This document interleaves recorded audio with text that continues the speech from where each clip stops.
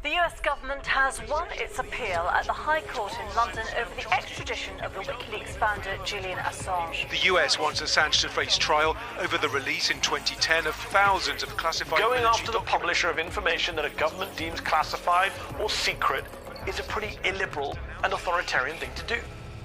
Hello, I'm Richard Gisbert, and you're at The Listening Post, where we don't cover the news, we cover the way the news is covered. Here are the media stories we're examining this week. Julian Assange is now one legal step closer to being extradited to the U.S. We look at a case that not enough news organizations care about. What did Fox News hosts really think about the D.C. riots last January 6th?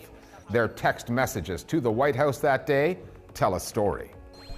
The Turks turning to YouTube in search of the kind of reporting they can no longer find in the mainstream, and taking pride in a vast new prison complex. Egypt, one of the world's worst jailers of journalists, releases a bizarre promo video. It's been a week now since a pair of judges in London gave the go-ahead for the extradition of Julian Assange to the United States. Amnesty International called that ruling a travesty of justice. Press freedom groups have also condemned it in terms just as scathing. Washington wants to prosecute Assange for revealing state secrets that happen to include war crimes, revelations that WikiLeaks and the journalists and news outlets that reported those secrets as news stories deemed to be in the public interest. Not enough of those news outlets are standing up for Assange now, given how important a source he and WikiLeaks were back then. This latest court decision overturned an earlier ruling which opposed extraditing Assange due to his failing health and the conditions he would face in an American prison. Julian Assange has one more appeal coming, but his fate remains in the hands of the UK and the US, governments whose secrets he helped expose. Our starting point this week is London. Free, Julian Assange! Irony alert. Friday, December 10th, 2021. The day a high court in London ruled that Julian Assange could be extradited to Washington happened to be United Nations Human Rights Day. It was the same day two other journalists were in Oslo, receiving their Nobel Peace Prizes. Hypocrisy alert. It was also the day the Biden administration hosted more than 100 global leaders at what it called its Summit for Democracy. In terms of the international media cycle, it was a day where focus on journalism would have very much been on the Nobel Peace Prize, because of course two journalists were receiving the Nobel that day, Maria Ressa from the Philippines and Dmitry Muratov from Russia. And also on the US, where the Biden administration was concluding its big summit for democracy. We've shown a spotlight on the importance of protecting media freedom. Had convened states from around the world to discuss issues related to human rights, including media freedom. This court decision came on the day when statements were made by the Biden administration in support of press freedom as being a prerequisite for democracy. And so it was frankly grotesque to have on this day a British High Court allowing Assange's extradition. The last word on whether Julian Assange can be legally extradited to face charges for publishing classified US government documents will now come from the UK's Supreme Court. This latest ruling came following several assurances made by the US to the British government that Assange will get a fair trial, despite the fact the CIA has already broken US laws in gathering the evidence by illegally acquiring surveillance footage of meetings between Assange and his lawyers when he was at the Ecuadorian embassy in London. The US has insisted the defendant will be safe in its custody, even though, as Yahoo News has reported, State Department operatives working under Donald Trump discussed ways to abduct Assange or assassinate him in 2017. The assurances the British court put so much stock into were made by a country that has a habit of reneging on its international agreements. When you read the text of those assurances, you will quickly realize that those assurances didn't assure anything at all. The US has promised is that they will not detain Julian Assange in the most notorious Supermax prison in Florence, Colorado. But now the United States has dozens of Supermax prisons, and they only excluded one. They also promised that they will not detain him under the so-called special administrative measures, but then only about 50 persons in the United States are under this current regime, while currently about 80,000 are in solitary confinement under different regimes. So, to put it bluntly, they really haven't promised anything. We now know that there was a CIA plan to kill Julian Assange inside the embassy. It's not being denied. So you handing over a political prisoner to his executioners, or at least people who discussed seriously bumping him off, no doubt with the aid of British intelligence. They couldn't do it without their approval. So these assurances are not worth anything, quite honestly. Given the implications the Assange case has for other journalists, the news coverage of it consistently comes up short in terms of both scale and tone. Outlets that feasted on what WikiLeaks revealed about the wars in Iraq and Afghanistan, the dark side of American diplomacy. The Guardian from this morning. News organizations like The Guardian, The New York Times, the BBC have been muted in their reporting of the case and sometimes hostile. When the court issued its decision, The Guardian published an editorial calling for Assange's release. But for a paper with a penchant for campaigning, there is a distinct lack of enthusiasm for the story. The Times has not put out an editorial on Assange since 2019. All three outlets have effectively distanced themselves from the source of some of their biggest stories, and their coverage reveals far more about them than it does about Julian Assange. The BBC coverage of the ruling was typical. A bland report from studio. They had to interview Assange's wife, and they had to interview one other Assange supporter because it would have been too obvious not doing that. But the report of standing outside the courtroom, the bulk of that report was giving the government argument. Critically, the US has now given very key assurances that Mr. Assange, no matter how mentally ill he may be, will be treated humanely. And the Americans have given these assurances, etc., etc. The last case was worried about his health. That was enough to convince two of the most senior judges in the country. That is what the BBC has increasingly become now, the voice of the British state. And at the end of the day, the US is a democracy. There are protections within its whole judicial system and its criminal justice system. Often when we step outside court, the interviews that we're giving are not to British media. I have to say most of the interviews have been to other European media. I know there's a lot of German and French interest in the case, for example, or Australian camera crews will also be there. I would expect this to get more coverage in the UK, the country where these proceedings have been taking place. The precedent that is being set here is alarming. If the US is successful in extraditing and prosecuting Julian Assange, we could see the very media partners that have published information based on these leaked documents targeted next. Too often, news organizations take their editorial leads from politicians. That has created another gaping hole in the narrative around Julian Assange. Mr. Speaker, I think he's lost his place in his notes again. Keir Starmer heads the Labour Party, the official opposition in the British Parliament. Leading figures in his party reacted to the latest court ruling with silence. Starmer is a lawyer who used to head the UK's Crown Prosecution Service. Back in 2012, when prosecutors in Sweden were considering dropping their bogus sexual assault investigation into Assange, British prosecutors working under Starmer lobbied against that, hard. They sent an email to Stockholm saying, "Don't you dare get cold feet." The Swedes ended up dropping the case anyway. But British thumbs had tried to tip the scales of Swedish justice on Keir Starmer's watch.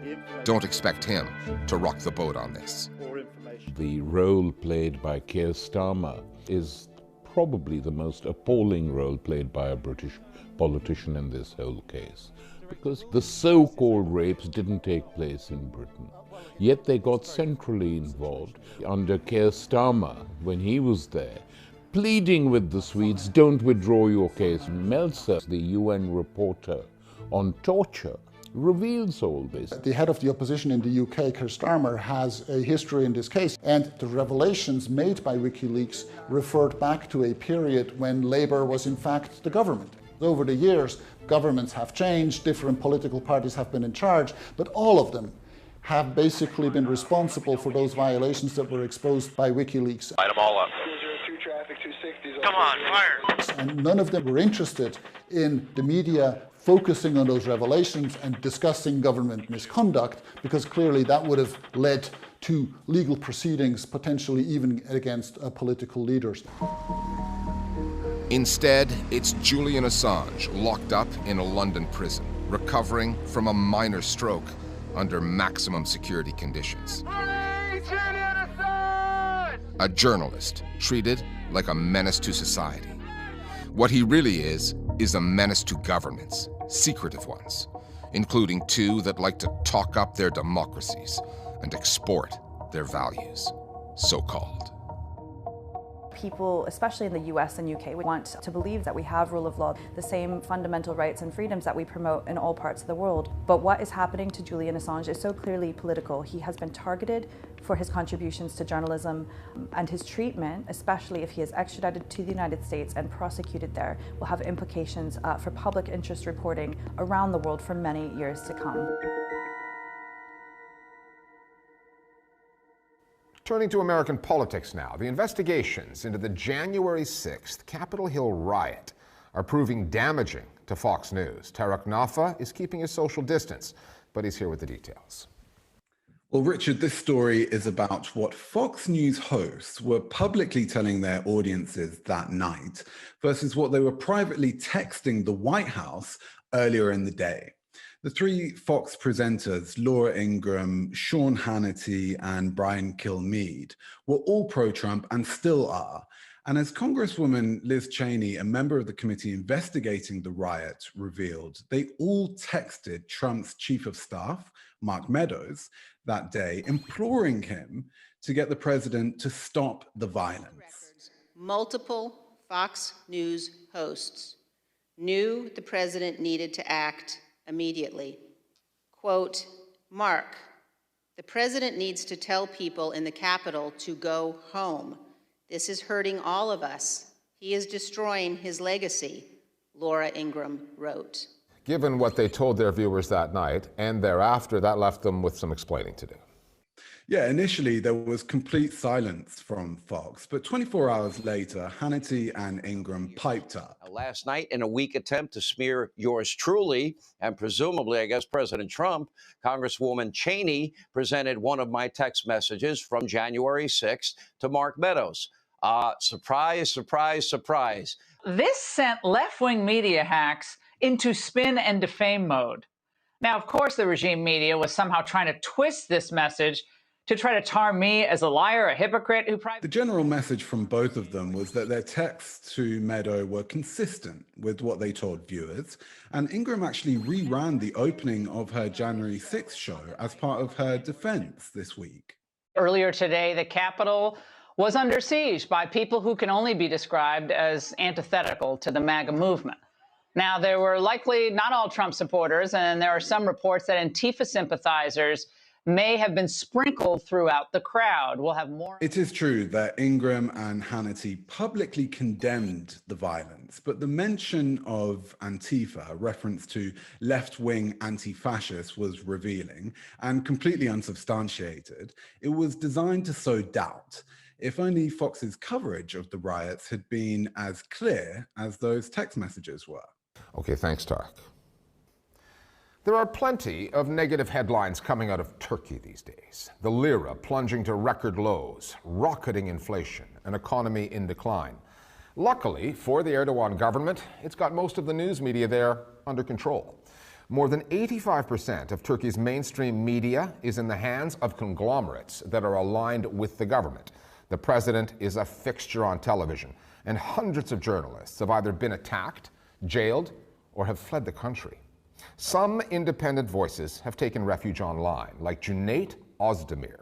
His daily YouTube program has become a staple for Turks, younger viewers in search of journalism of a different kind. Özdemir has his critics, however. They say his decision to remain editorially neutral makes him complicit in what this government does. His middle-of-the-road approach looks like a survival strategy in a country that has just introduced yet more legislation curbing freedom of information online.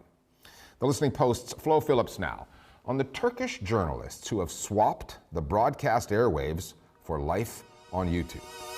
Çalışkanlığıyla takdir ediliyor ve Sayın Süleyman Soylu Süleyman Soylu, Turkey's Interior Minister, a President Erdogan loyalist. Ekrem Bey merhaba, nasılsınız? Hoş geldiniz. Ekrem İmamoğlu, Mayor of Istanbul, a central figure in the main opposition party. Şeyma Subaşı, çok teşekkür ederim. Şeyma Subaşı, actress and fashion designer, a Turkish celebrity. What do they all have in common? Herkese selamlar. They've all been guests on Cüneyt Özdemir's YouTube channel. Normal şartlarda haber kanallarının We started filling a vacuum. Journalists have not been able to conduct independent and free journalism on Turkey's mainstream channels. So there's been a shift towards social media. Like when the Minister of Finance posted his resignation on Instagram, everyone kept quiet, all mainstream media. Herkese selamlar. At midnight, I launched a live broadcast, breaking news style.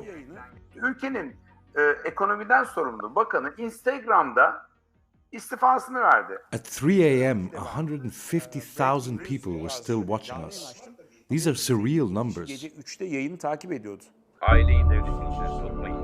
Yoksa devlet... The resignation of the finance minister was big news, just not on TV. Berat Albayrak niye istifa etti dersin sen? Siz ailece... The mainstream didn't touch it. Perhaps because the Minister of Finance just happens to be President Erdogan's son-in-law. And getting on the wrong side of the president is ill-advised in Turkey.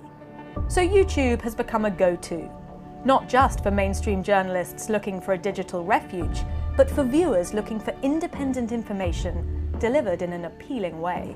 Aslında Cüneyt Özdemir'in tarzı... Cüneyt Özdemir's style suits YouTube.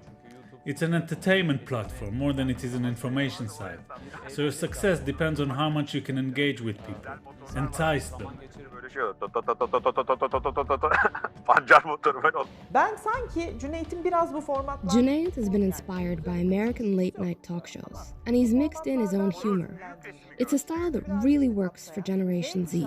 Büyük resmi gör abi. Ben ortada Türkiye. Batı, Amerika parçalamak istiyor herkes. Hundreds and thousands of young people who don't normally follow news or politics follow Cüneyt's program. Onlarca, yüzlerce, binlerce genç Cüneyt'in programını takip ediyor. Özdemir's more than 1 million subscribers flock to his daily show, in part because he's no amateur, rather a veteran of the Turkish airwaves. He spent the majority of his career in television and still freelances for CNN Turk. But in 2017, he swapped the mainstream for the live stream. New York temsilcisiydim, çalıştığım... I was CNN Turk's New York correspondent at the time, and there was an important hearing, a case that heavily involved Turkey. The editorial management said they didn't want a daily report from outside the court, so I decided to follow the case myself. Şu anda New York'taki Güney Bölge Mahkemesi'nin önünde canlı yayındayım ve gerçekten size bomba haberlerim var. I began broadcasting on YouTube as a matter of necessity. What did I have to lose? Kanalından yayınlayayım. Yani ne olacak, en kötü ne kaybederim? Özdemir isn't the only mainstreamer who's migrated. The man credited as Turkey's digital pioneer is Rushan Çakır. Merhaba, iyi günler. Back in 2015, after repeatedly being censored, Çakır created a platform called Medyascope. It instantly attracted like-minded journalists and remains a top Turkish YouTube channel for independent news and analysis. Then there's Fatih Portakal. Until last year, he was a celebrated anchor on Fox TV, one of the few non-government-aligned outlets left. But after several fines charged to the channel, Portakal resigned and turned to the tube, taking his followers with him. But perhaps the most famous Turkish YouTuber of late isn't actually a journalist at all. He's the president. Yaşı 18 olan sizler gibi tüm gençlerimizi siyasette aktif olarak görev almaya davet ediyorum. In June 2020, Erdogan hosted a live stream on YouTube in an attempt to attract support from Generation Z. It backfired, badly. Thousands of criticisms poured in, and the hashtag #YouWon'tReceiveOurVotes started trending. Erdogan ordered the comment section to be disabled. Just 5 days later, he delivered this speech to members of his ruling party. Yani asıl konu medya ve özellikle sosyal medya mecralarının nasıl olup da böyle bir kokuşmuşluğun aracı haline dönüştükleridir. Fast forward 3 months and the introduction of a new bill stipulating that all social media companies with more than 1 million daily users must open offices in Turkey. Offices that will soon have just 24 hours to delete content that causes offence to the government. Sosyal medya yasasının After the social media law took effect in October 2020, most international digital media corporations, including YouTube and Google, fulfilled the requirements, appointing a Turkish representative. So thus far, the government effort to increase control over the social media sphere has succeeded. sonuç verdiğini görüyoruz. Şu ana kadar bu We haven't yet seen the full effects of this law. The real test will be when these social media giants receive demands from the government like delete this account or block this message. If they fully abide by the letter of the law, then the digital spaces that have allowed for our voices to be heard will be limited and will be eclipsed as a result. Anyone trying to practice critical journalism will become a target. büyük hedef haline gelecek. Being a target of the government is something Turkish journalists know all too well. They even have a joke for it, Silivri Soğutur, which directly translates as Silivri must be cold. It refers to one of Turkey's largest prisons, the place where they could end up if they don't toe the government line. And many have. Dozens of journalists remain in Turkish jails. Hundreds are on trial on baseless charges. Thousands are unemployed or they self-censor. So it's easy enough to see why someone might be wary of pushing back against the Erdogan administration. Playing it safe is something Özdemir's critics have accused him of. But when I put this to him, he told me he doesn't see it that way. Türkiye o kadar polarize olmuş durumda. Turkey is so polarized that everyone wants to hear their own version of the truth. The 50% who support the government only want to hear their version. The 50% who oppose the government only want to hear theirs. We have opened a space between these two communities. That's why what we do annoys both O yüzden de sides. bu her iki tarafı da rahatsız ediyor, huzursuz ediyor. Zaman zaman yaptığı yayın. There are moments when I think that his broadcasting is lacking and marred with shortcomings, and that I would do it differently. But however annoyed we might be with Junaid's journalism, we have to accept that he is able to do something we had lost. He can have everyone on his program. I think he's making a choice not to attract criticism. Çekmeden yapmaya çalışıyor. With the social media law looming over him, Özdemir may be onto something. There's an election on the horizon in 2023, if not sooner, and there's a battle for the hearts and minds, or rather for the clicks and votes, of Generation Z, many of whom will be casting their ballots for the first time. Currently, one side in this social media battle is a lot more popular than the other, and the president knows it. Şu anda elbette kontrol altına almak istiyor olabilirler. Of course, the government wants to keep social media under control. But I don't see it happening in such a diversified social media environment. Twitter'ı kapatırsanız WhatsApp çıkıyor. WhatsApp'ı kapatırsanız Signal. If you shut down YouTube, there's Twitter. If you shut down Twitter, there's WhatsApp. If you shut down WhatsApp, there's Signal. If you shut down Signal, there's Telegram. There will always be another medium. And finally, in Abdel Fattah el-Sisi's Egypt, forced disappearances, torture, and mass death sentences have grown common. Yet those are stories that too often go untold. Consider the numbers. Half of the Egyptians currently behind bars, 60,000 of them, are political prisoners. And half of them, 30,000 people, are in what's known as pretrial detention. Their cases haven't gone to court. They haven't been convicted of a crime. The prisons are jammed. According to Amnesty International, they're holding twice the number of people that they were built for. So the release of a government video a few weeks back hyping the facilities at a vast new prison complex just outside Cairo, and the care on offer there was as cruel as it was absurd. We'll leave you now with a song called A Chance to Live. It was produced by Egypt's Ministry of the Interior. We'll see you next time here at The Listening Post. قادر يكون إنسان جديد من حقه فرصة للحياة هنساعده يبدأ من جديد وبكل حب احنا معاه هنأهله وناخد بإيده نعلمه صنعة تفيد وتبقى ليه طوق النجاة قادر يكون إنسان جديد من حقه فرصة للحياة هنساعده يبدأ من جديد وبكل حب احنا معاه هنأهله وناخد بإيده نعلمه صنعة تفيد وتبقى ليه طوق النجاة